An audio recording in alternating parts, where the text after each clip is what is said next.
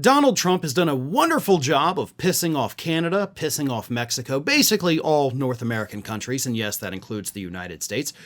He has pissed off most of Europe. He has pissed off Australia, but, you know, having only 3 continents pissed off at you, not enough for Donald Trump and his administration. So recently they have decided, you know what, we got to start pissing off Asia. And they did it by spreading disturbing lies about the country of Japan. Lies that, of course, Japan had to come out and debunk. But here is what happened.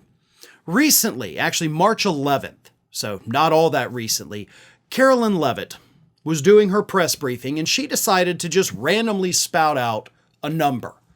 And that number was 700%.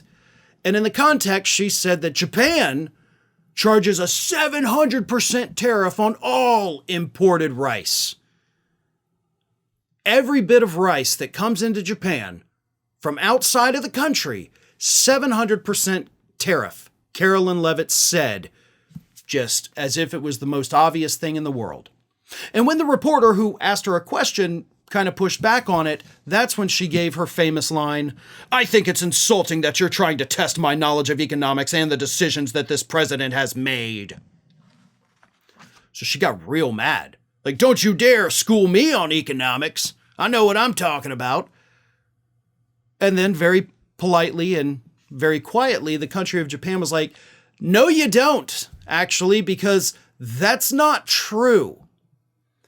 In fact, Japan, under an agreement with the, the World Trade Organization, imports almost all of their rice tariff-free. Like, they basically have this global agreement that, hey, if we import rice, we're not going to put tariffs on it, up to a certain quota. Now, if they go above that quota, yes, there are tariffs in place, about $1 a pound. About $1 a pound, which technically does amount to almost a 400% tariff. But again, the vast majority of their imports for rice, no tariffs, and kind of a, less than 400, definitely not 700 on anything above that quota. And of course, that is part of their agreement through the World Trade Organization. So Karoline Leavitt was, of course, just wrong across the board. Here is what a Japanese newspaper had to say about Leavitt's lies. The current U.S. administration has no literacy whatsoever. Now, there's more, but I want that to sink in. The current U.S. administration has no literacy whatsoever. Just right out of the gate, beautiful statement, 100% accurate. They distort the facts to suit their own convenience, nitpick, and force their way into a deal. It's no exaggeration to say that a country that was once called the world's police force is now the world's antisocial force. The confusion and the chaos has to stop. I love that. I love that so much.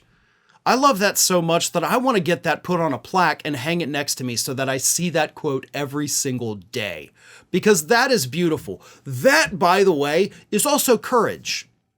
That is a courage that media here in the United States, the corporate media, does not have to say.